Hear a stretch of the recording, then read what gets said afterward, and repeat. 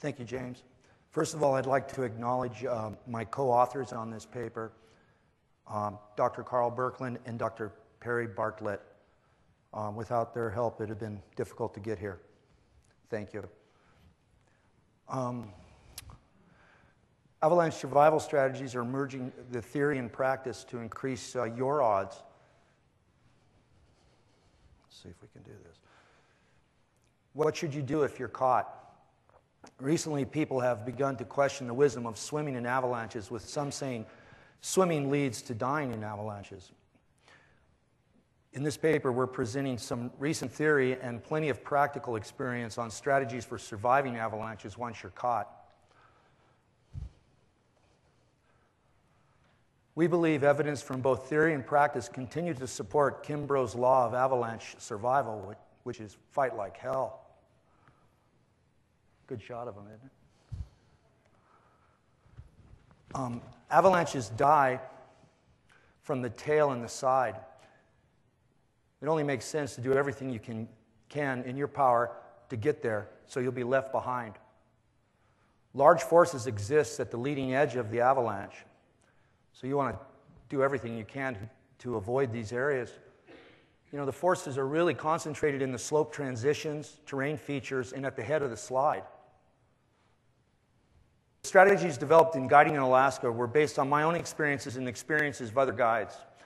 And because we do avalanche mitigation in a passive way without explosives, we're always in doubt that our calculations and our assessment of slope stability, because of spatial variables, we're not 100% accurate. So escape is always in your mind. In Alaska, especially at the rendezvous, there's 6 essentials for surviving capture. There's transceiver, shovel, probe, partner, of course, but also helmet and avalung. And we've heard long stories this morning about time is of the essence and the reason why to operate efficient rescues. Well, an avalung is a real critical piece of our formula to give us extra time. In the helmet, as you all know, head injury is one of the main reasons why people stop fighting. They drop their guards. Even a boxer will drop his guard once he takes a good headshot. You don't have any time to waste once you're involved in these monsters.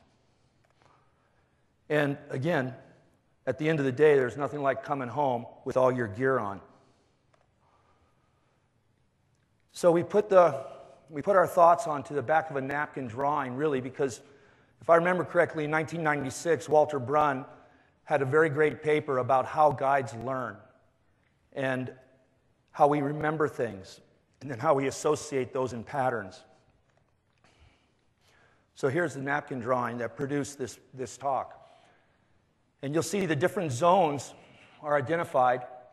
There's also a triangle there with potential energy, kinetic energy, and then the acceleration of mass equals destructive force. This is all out of a guide meeting.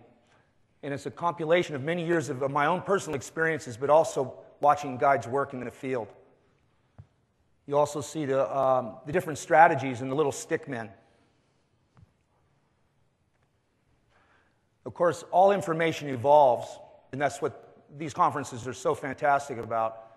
So the Alaska Rendezvous Guides came up with this card, which is actually on the web, and it's being distributed to any backcountry groups and advocates of backcountry education. And it says the escape from capture. The first 3 points on the card are ski off. And that's at about a 30 to 40 degree angle. So you're actually moving with the laminar flow. But you can't go straight because the stock walls and the debris pile. So you have to use a tack, left and right. You're still on your skis. Hopefully that's the zone that you're first captured in. Then in the next sequence, number 2, this is relatively new, but it has worked many times over. So we thought it was worthy to introduce to you.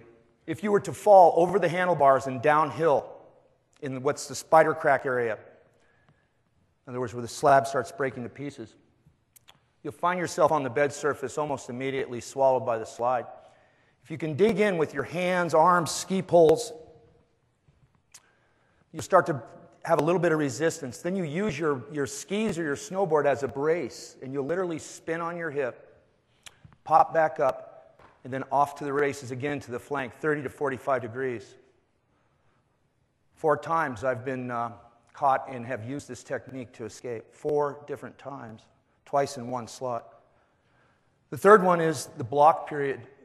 Once the spider cracks happen, then you'll see blocks.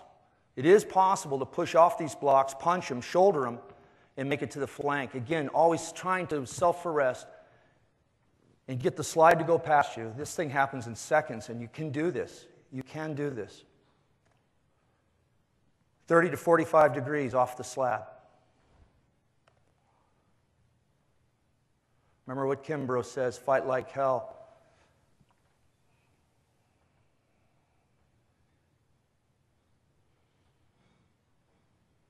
Stay near the top of the slide. Do everything you can. Now you'll see he starts running after his machine, though. Probably because it's got the transceiver, right?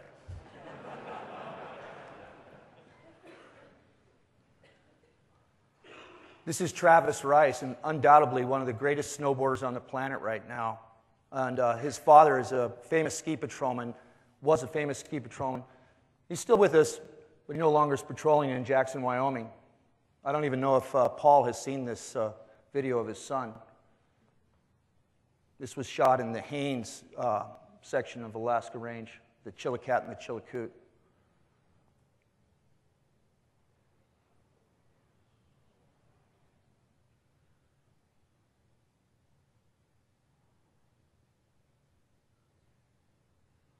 Never say die. Make it to the flank. There's another shot coming up of that same slide in this video.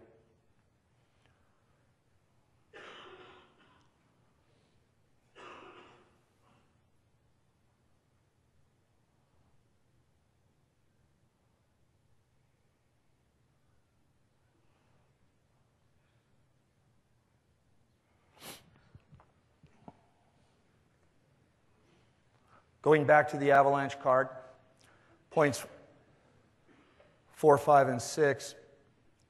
You know, swimming, we're talking swimming. Are we really talking swimming, or are we just trying to keep our head above water? I mean, is treading water, is that a swimming stroke? The point is to keep your head above water. I am an avalanche instructor also for the NSP, and there's how many strokes are there? There's breaststroke, the side stroke, but we've been talking swimming. Have we ever told them where to go? Some of these victims are found at the head of the slide in a swimming position. Why not say exactly what you're doing with this action that we're calling swimming? It's really a backstroke or side stroke with a log roll. And the idea is to move across the flow to the flank to self-arrest, always trying to get to the place where the avalanche loses its mass, loses its velocity, and where the destructive force is not present. The bed surface, the flank, the tail of the thing. Number 5 is really an unfortunate position. That's right at the stock wall. In other words, you would be caught mid-slope in the slide, would break above you, you wouldn't be in the release zone. And the first thing you see is a set of waves, very strange sight. And the stock wall is the largest of the waves. If you ever surfed, it's like the 3rd or the 4th wave. And it's a reverse current. It's coming up against the slide uphill, and you're going under. You're getting stuffed, and you're going to take a hell of a beating there. But those currents are complete currents, complete rotor currents. You will be digested. You will be spit back up. And when that happens, be ready to roll to the flanks once again.